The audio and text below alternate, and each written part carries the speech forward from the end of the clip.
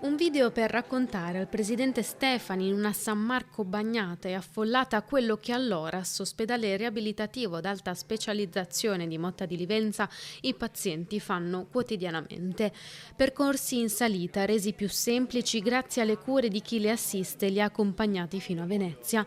La prima volta in cui hanno potuto imbarcarsi in un vaporetto e raggiungere attraverso percorsi accessibili la piazza simbolo del capoluogo veneto. L'evento organizzato come momento di sensibilizzazione per promuovere i valori della 18ª giornata nazionale della persona con lesione al midollo spinale e che la pioggia non ha fermato. Avremmo potuto stare a casa, invece no, perché la vita è anche questo, è anche imprevisti, è anche capacità di riorganizzarsi e è simbolica nel nostro caso ovviamente quello che dico, di riorganizzarsi per una vita che è un po' un secondo tempo, ma non meno ricco di soddisfazioni, di vita piena, di vita in cui il paziente è il suo stesso valore per il territorio nel quale viene reinserito.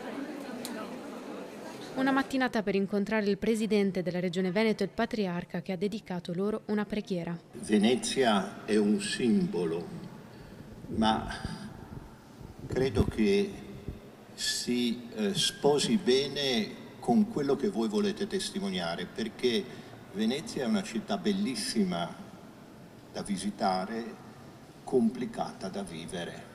Voi dite col vostro cammino che tanto è stato fatto perché siete riusciti ad arrivare qui, ma tanto dobbiamo ancora fare, no?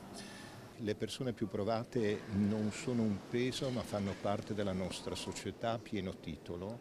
È un messaggio molto chiaro, credo, che ci aiuta a ripensare il bene comune. Sociale significa anche questo, noi abbiamo destinato anche una quota importante del nostro bilancio per questo e credo sia doveroso che la nostra regione faccia questo salto in avanti e lo debba fare anche tenendo conto dell'importanza di investimenti tecnologici, perché la tecnologia può essere al servizio come non mai della riabilitazione. Pensiamo a tutti gli strumenti anche di intelligenza artificiale e di monitoraggio che oggi esistono e su questo voglio fare un grande lavoro. Sono in costante contatto con loro per una serie di eventi che faremo nel corso dei prossimi mesi e anche per rendere omaggio al grande lavoro di tutti coloro che ogni giorno li accompagnano nel percorso di riabilitazione e che permetta a ciascuno di loro ovviamente una migliore qualità della vita.